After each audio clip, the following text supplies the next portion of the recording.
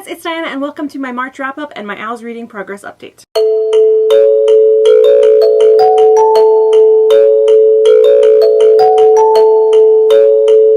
I figured I'd combine these two into one video since my March reading wrap-up is going to be super quick. I read one book. Just one, guys. Just one. One book. One book! Because that's apparently how I'm rolling these days. And then I figured I'd update you on my owls. If you follow me on Twitter, you already know because I won't stop shouting about it, but I'll give you an update anyway. So in the month of March, I read one book like we had talked about before. I've been in a reading slump, but that one book was Sally Thorns' 99% Mine. It's a contemporary romance novel. I had read her previous book, The Hating Game, which was hugely popular over BookTube. Everybody was reading it, everybody was loving it, including me. I gave it 5 stars. It was one of the first romance books that I gave straight 5 stars. Like, I didn't have any complaints about it. Even though I know it's got super divisive ratings on Goodreads, some people either hate it or love it. I was one of the people that loved it. Sue me, die mad, I don't know. So I was super excited to get a hold of 99% Mine. 99% Mine is about a girl named Darcy. She's been living with her grandmother, and when her grandmother dies, she leaves instructions in her will to flip the house they've lived in. She wants her and her twin brother to fix the house up and then sell it. Why? I have no idea. She just wants this. This wouldn't be a problem if Darcy and her brother were on speaking terms, but they recently had a big falling out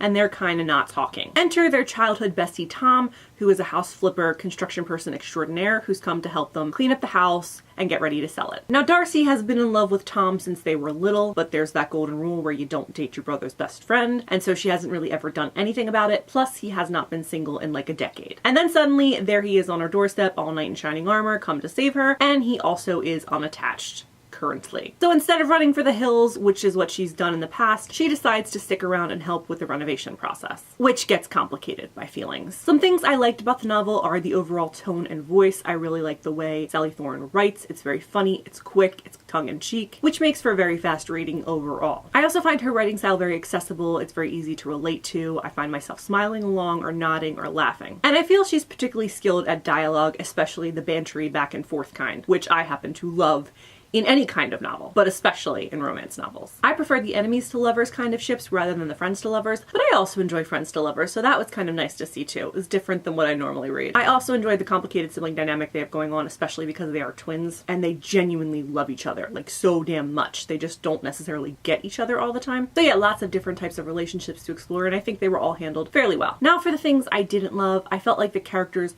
were a bit flat, which is odd because they were given more to work with. In The Hating Game, the characters weren't really given many personality traits, but I feel like they were fully rendered, fleshed out characters. But in 99% Mine, they were given a lot more characteristics and personality traits, and I feel like nothing was really done with that. Or at least not to the depth I would have wished for. Also, a pet peeve of mine is that all the characters seem to speak the same. They didn't have any varying speech patterns or distinctive voices to themselves. The tone and voice overall of the novel was good, but they didn't have individual voices as characters. And I also didn't find the big emotional event in the novel to be believable. Not that it couldn't have happened, but that it wouldn't have happened like that considering what we knew about the characters. And if I've just spent hours getting to know your characters and then find their reactions to an emotional situation unbelievable, I think maybe you might have misstepped somewhere. But overall, I did enjoy it, and when I weighed the positives and the negatives together, I gave it around 3 stars. Now for the owls update. If you remember my announcement video, you know that I'm trying to get an outstanding in all my owls, which means I have to read 9 books. And I'm also studying to be a healer, which means I have to read 5 specific books within the categories, and I get to choose 3 of my own. So far, I've read 2.5 books. I'm working on the 3rd one. I should be finished up by today. I've knocked out Muggle Studies, which was my choice, and I read Fangirl by Rainbow Rowell for that. I've also knocked out Arithmancy, which was another choice of mine. Man, I am not really on track for my career, am I? And that book was The Iron Trial by Holly Black and Cassie Clare. And now I'm working on my Charms Owl, and I'm reading Frankenstein by Mary Shelley, which is actually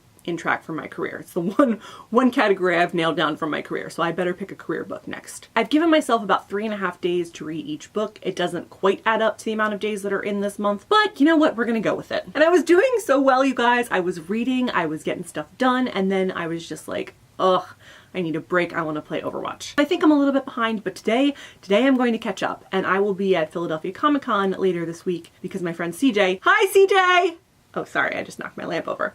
Who is the Siegeman on Twitter, has a table there and he's going to show his art off, and it's going to be so much fun, and he's really, really good, you guys. He's so good. I'm going to link his stuff down below. He does all kinds of awesome. He does this really cool, my favorite thing he's ever done actually is this picture of Vivi from Final Fantasy IX holding on to Calcifer from Howl's Moving Castle. It's so fucking adorable. I love it. And he's also done a really cool Gwen and piece that he has a time-lapse video on YouTube for. I'm just so excited for him and so excited to be there with him for this whole magical, awesome journey. So yes, I plan to actually get some reading done at Comic-Con. Sorry, CJ, but you knew that was gonna happen. And hopefully I will catch up on my owls there. And I was gonna vlog my reading progress this weekend, but it turns out I'm a terrible vlogger. Like, I forget to whip out my camera all the time, which is weird because I always have my phone on me and I'm always checking social media, so you would think I would remember, oh, maybe you should record a couple seconds here and there, but I never do. But one of these weekends you will get a reading vlog from me and it will be terrible. I have no idea what I'm doing. I always forget to record moments, but I'm gonna try it out and I'm gonna get the hang of this shit because I love reading vlogs. I love watching all of your reading vlogs, the music, the getting glimpses into your life, and watching y'all make your tea and get your snacks and read your books and walk around and go to Barnes & Noble. I just really enjoy reading vlogs and I really wish I could make one, but